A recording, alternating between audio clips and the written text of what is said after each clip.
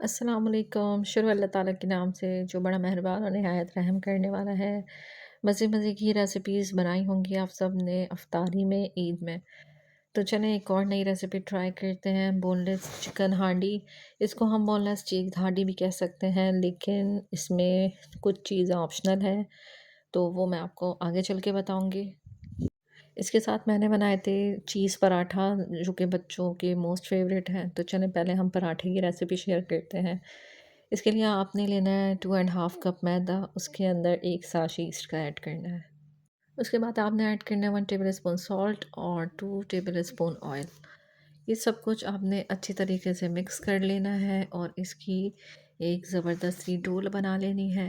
और जब ये आप डो बना लेंगे, उसके ऊपर आपने हल्का सा ऑयल लगा के उसको आपने किसी ऐसी जगह रख देना है जहाँ पे गर्मी ज़्यादा हो। तो आपने अच्छी तरीके से उसको ढक के पैक करके, अब चाहे तो आप कपड़ा लपेट दें डायरेक्टली या क्लिंग रैप करके उसके बाद कपड़ा डाल के आप रख दें ताकि वो अच्छी तरीके से फूल जाए। चलिए जी, अब हम बनाएंगे अपनी मज़ेदार सी बोनलेस चीज़ हांडी। तो उसके लिए आपने लेना है एक पैन, उसमें डालना है आपने हाफ़ कप ऑयल। ऑयल की मकदार आप ज़्यादा भी पहले भी रख सकते हैं, क्योंकि बाद में भी मैंने ऑयल ऐड कर सकती थी, लेकिन मैंने शुरू में ही ऑयल इतना ऐड कर दिया कि भगार के वक़्त मुझे ऑयल दोबारा ऐड ना करना पड़े दोबारा से। तो उसमें मैंने ऐड किया था ज़ीरा, लहसुन के जवे, ये मैंने अच्छी तरीके से क्रश कर लिए थे। इन सब की क्वांटिटी मैं आपको डिस्क्रिप्शन में लिख दूँगी, तो आप आराम से बना सकते हैं देख के। ज़ीरा कड़कड़ाने लगा था और जब ये मैंने लहसुन के जवे ऐड किए तो ये भी अच्छी तरीके से कड़कड़ाने लगे। इसके बाद आपने एक अनियन चॉप्ड कर लेनी है और जो है उसको आपने इसमें ऐड करना है। अनियन का साइज़ आपने मीडियम रखना है, ना बहुत ज़्यादा बड़ी हो और ना ही बहुत छोटी हो, क्योंकि ग्रेवी के लिए हमें अनियन की ज़रूरत पड़ेगी। अनियन को आपने मज़ेदार सा सौते कर लेना है, आपने इसको ब्राउन नहीं करना है बिल्कुल। जब ये अच्छी तरीके से बाकी तमाम इंग्रेडिएंट्स के साथ मिक्स हो जाए, उसमें आपने ऐड करना है भुना कुटा धनिया, भुना कुटा ज़ीरा और ब्लैक पेपर। उसके बाद आप ऐड करेंगे, अच्छा इससे पहले आपने चिकन भी ऐड करनी है, सॉरी मैं वो बताना भूल गई। 400 ग्राम आपने चिकन भी ऐड करनी है, फिर ये मसाले ऐड करने हैं ताकि ये चिकन में अच्छे तरीके से एब्ज़ॉर्ब हो जाए और चिकन का मज़ा दुबाला हो जाए। इसके साथ ही आपने ऐड करना है योगर्ट और कुकिंग क्रीम मैंने यूज़ किया है यहाँ पे। आप चाहें तो नॉर्मल क्रीम भी जो यूज़ कर सकते हैं, या मलाई भी यूज़ कर सकते हैं, दोनों ही बहुत अच्छा टेस्ट देंगे। लेकिन यहाँ पे मैं कुकिंग क्रीम ला चुकी थी पुक की, तो वो मैंने यूज़ की है यहाँ पे। और ये बाकी सारे इंग्रेडिएंट्स ऐड कर देने हैं आपने, जो कि मैंने अभी आपको बताया था। और ये जब सब कुछ आप ऐड कर देंगे, सॉल्ट आपने हस्बे ज़ायक़ा ऐड करना है। इन सब चीज़ों को आपने अच्छे तरीके से भुनाई करनी है और जब भूनेंगे तो चिकन 50% तो ऐसे ही गल जाएगी।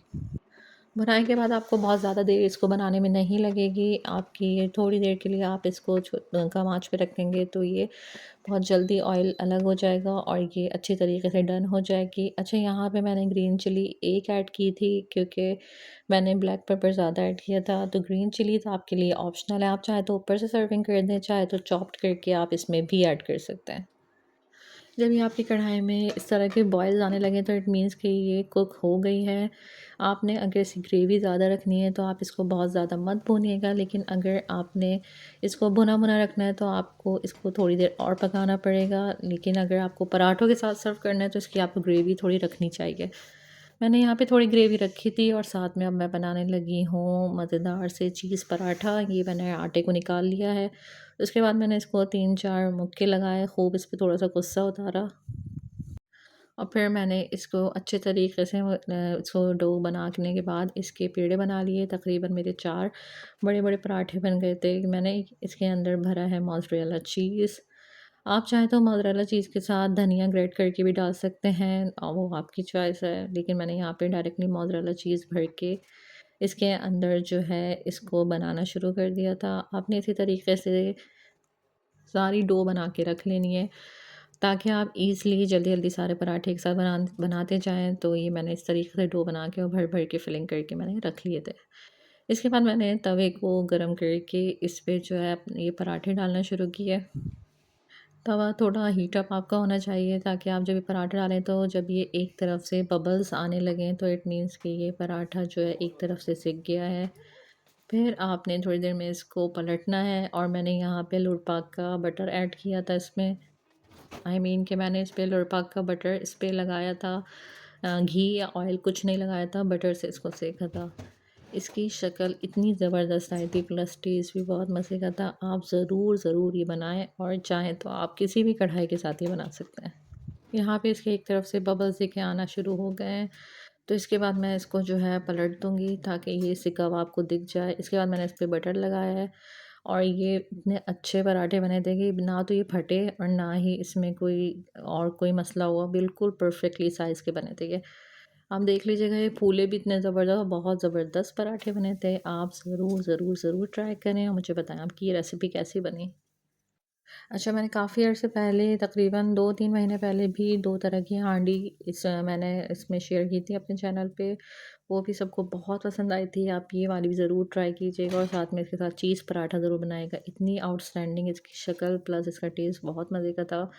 आप ज़रूर ट्राई करें और मुझे बताएँ कि आपको कौन-सी हांडी ज़्यादा पसंद आई। बहुत जल्द मैं आपको मज़ेदार सी और भी कढ़ाई बनाना बताऊँगी, तो थोड़ा-सा वेट करना पड़ेगा आपको। और यहाँ मैंने जो है तवा साफ़ करके दूसरा पराठा भी लगा दिया है और ये जल्दी-जल्दी पकाना शुरू कर दिया है। चलिए जी, अब मिलेंगे हम अपनी नेक्स्ट रेसिपी के साथ। आप जो है मेरी रेसिपीज़ देखें और मुझे दुआ में याद रखें। चैनल को फ़ॉलो करें, सब्सक्राइब करें और मज़े-मज़े की रेसिपीज़ के लिए अगर वेट करते हैं तो मुझे कमेंट ज़रूर करें। मिलेंगे नेक्स्ट रेसिपी के साथ। अल्लाह हाफ़िज़।